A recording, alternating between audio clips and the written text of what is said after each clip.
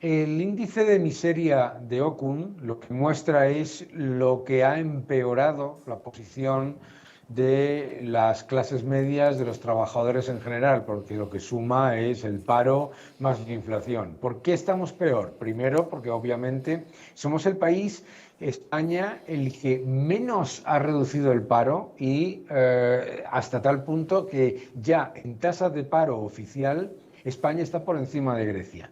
Y esto es clave añadiendo lo que acabas de decir tú, que es que dentro de esa tasa de paro viene además inflada por un aumento del empleo público, es decir, viene disfrazada por un aumento del empleo público brutal y además muchas personas que están desocupadas, que no están trabajando, que no están en esa tasa oficial. Primero, altísima tasa de paro.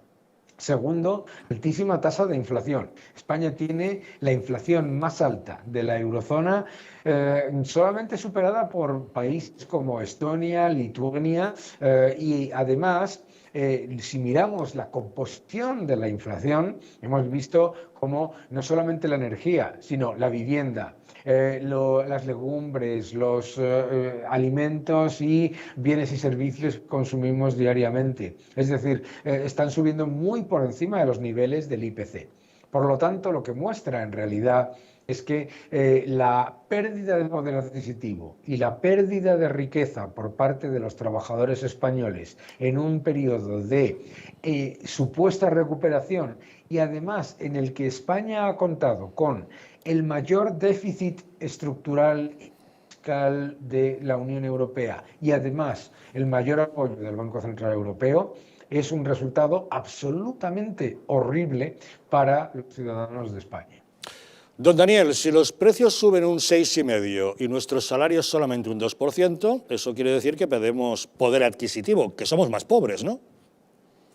Hombre, la inflación es el impuesto de los pobres y lo que el gobierno se pasa todo el día hablando de escudo social, etcétera, etcétera, etcétera, lo que está demostrando la evidencia empírica es que ningún sector en España va a ver los salarios subir con el nivel de inflación y, ojo, recordemos que el IPC en sí mismo no es la inflación, el IPC es un cálculo de una cesta media que hace el Instituto Nacional de Estadística, pero no significa que sean los bienes y servicios que compramos todos en cada momento y cada día. Y uno de los problemas que muestra el IPC como, digamos, cálculo es que la realidad de lo que gastamos y lo que compramos cada día es diferente. Es decir, si vemos qué es lo que más ha subido, es lo que compramos todos los días: alimentos, energía, vivienda, etcétera, transporte.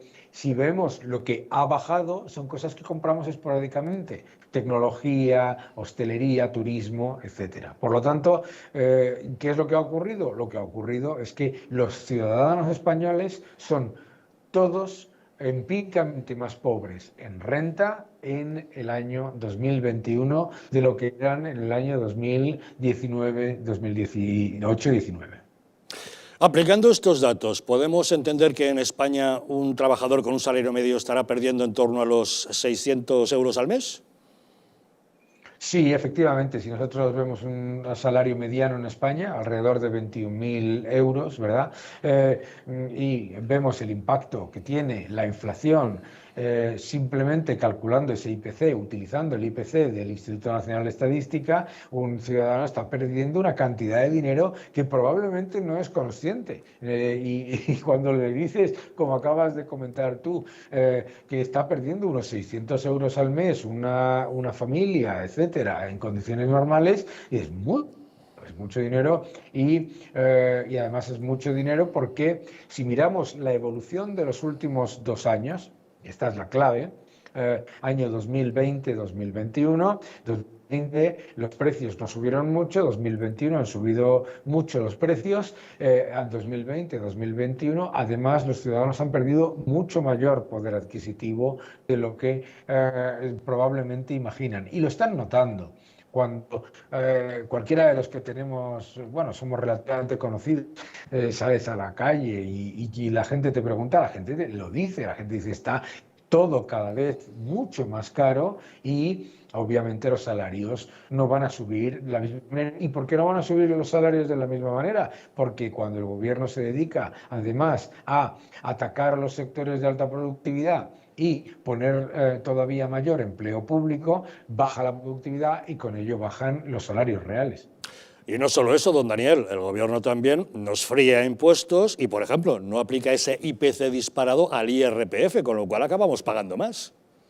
Bueno, es que han hecho una subida de impuestos encubierta de 4.000 millones de euros, porque el gobierno tenía, esto está en la ley, tenía que haber revisado el IRPF y los impuestos monetarios ajustándolos a la inflación. Y lo ha ignorado completamente, lo ha negado completamente y por lo tanto, mientras tanto, se vanagloria de que ha alcanzado ingresos, entre comillas, récord, mientras a la vez también tiene déficit récord porque gasta sin control y la deuda ha aumentado en 114.000 millones de euros. Así que pensemos lo siguiente, el gobierno ya ha subido los impuestos, además de que te ha hecho perder poder adquisitivo en los salarios. Adicionalmente, se ha metido en un agujero fiscal mucho más grande, estructural, y hace las dos cosas sin controlar para nada el gasto público. Esa es la evidencia de la gestión absolutamente desastrosa de este gobierno. Tenemos la peor tasa de paro, la peor tasa de inflación de nuestras economías comparables, tenemos el peor déficit estructural y encima no vemos nada más que revisiones a la baja de las estimaciones de crecimiento por parte de la AIREF, del Banco de España y hasta del propio gobierno. Gracias por ver este vídeo. Suscríbete a mi canal, deja tus comentarios, dale un like y continúa defendiendo la libertad. Muchísimas gracias.